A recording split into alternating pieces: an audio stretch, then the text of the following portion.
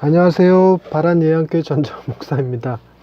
저는 가끔 거울을 보면 목사 맞나? 싶은 생각이 들 때가 많아요. 제 인상이 좀 험하지요. 새벽 예배 가려고 엘리베이터 탔다가 아래층 아가씨가 깜짝 놀라는 경험도 있었습니다. 지금 날씨가 많이 추워져서 잠바를 하나 꺼내 입었는데 점점 조폭 같은 느낌이 들어요. 예, 좀 더 좋은 옷, 걸맞는 옷 입고 촬영하면 참 좋을 거라는 생각이 들기는 합니다. 그런데 그거 아세요? 제가 어떤 옷을 입든지 제가 목사라는 사실이 변치 않는다는 거 말이죠. 우리가 하나님의 아들이라고 하는 것을 하나님의 증언 말고 다른 것들의 증언을 가지고 하나님의 아들됨을 입증하려고 하는 우를 범할 때가 있습니다. 예를 들자면 구원의 확신을 물을 때 같은 거 말이죠. 내가 선하게 살 때는 하나님의 아들인 것 같다가도 그렇지 않을 때는 하나님의 아들이 아니지 않을까? 뭐 이런 생각.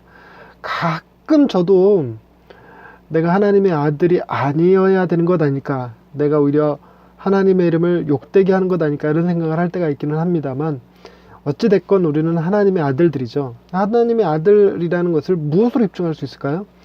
오늘은 로마서 8장에 나오는 이 하나님의 아들됨의 이야기를 가지고 한번 말씀을 준비해 봤습니다. 샬롬, 하나님의 평강이 삶에 가득하시기를 기원드립니다. 중학교 시절 학교에서 혈액형에 대해 배울 때 부모의 혈액형이 무엇이냐에 따라 자녀의 혈액형이 결정된다고 배웠죠. 부모님 두 분 다 A형인데 자녀가 B형일 수 없다는 것입니다. 그것 때문에 자신의 혈액형을 검사할 때 살짝 긴장되기도 했지요. 혹시나 내가 우리 부모님과 혈액이 다르면 어쩌나 걱정을 했었습니다. 때로는 부모님이 혈액형을 잘못 알고 계시거나 자신이 검사를 잘못하는 바람에 오해가 생기기도 했지요. 사춘기 시절이었으니까 이 문제를 울던 친구도 있었습니다. 가장 정확한 혈액형은 고등학교 때 헌혈을 통해 알게 되는 경우가 많았죠. 그래서 종종 학교에서 애들 교육한답시고 혈액형 검사시켰다가 집안 분란만 일으킨다는 소리를 하곤 했었습니다. 우리가 알고 있는 혈액형은 A, B, O로 분류되는 4가지이지만 실제로는 희귀 혈액형까지 해서 수십 개의 혈액형이 존재한다고도 합니다. 어떤 글에서는 100개도 된다고 하네요. 아주 흔치 않는 경우이기는 하지만 혈액형이 유전 법칙과 동떨어진 형태로 나올 수도 있다고 해요.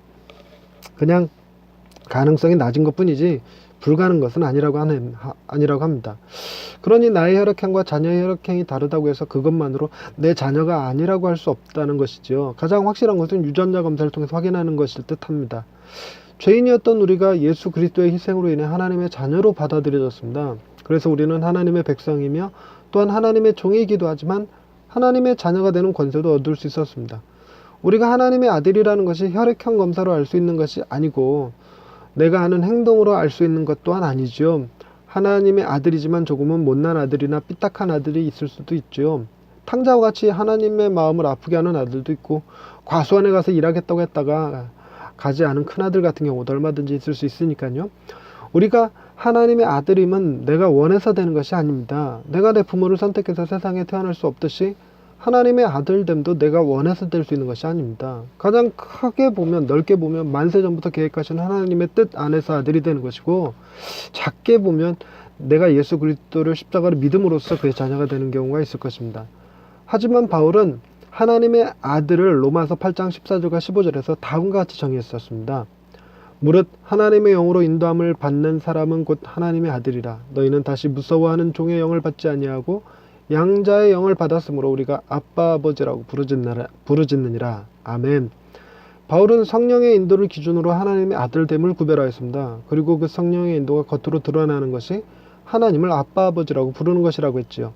이것이 간혹 오해를 받아서 그저 입으로 하나님을 아버지라고 부른다고 해서 그것이 양자됨의 증거가 될 수 없다고도 했었습니다. 물론 옳은 말입니다. 하지만 바울이 로마에 편지를 보낼 그 당시에 하나님의 아들됨을 인정받고 싶어서 가짜로 하나님을 아버지라고 부르는 사람은 없었습니다.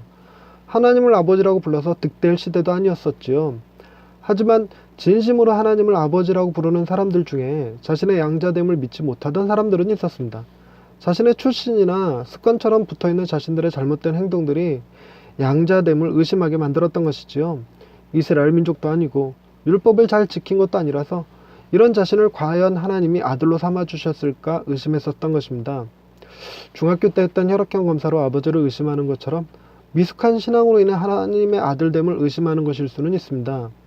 오랫동안 아버지 곁을 떠나 살다가 집에 돌아오면 모든 것이 서툴고 낯설 수 있지요.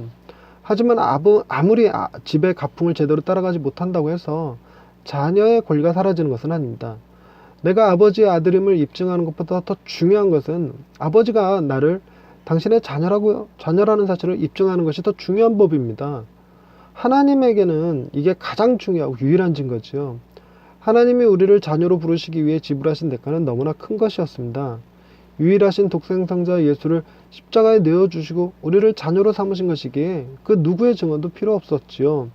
그저 누가 뭐라고 하든 우리를 하나님께서 아들로 삼아주시고 넘치게 사랑을 주고 계십니다.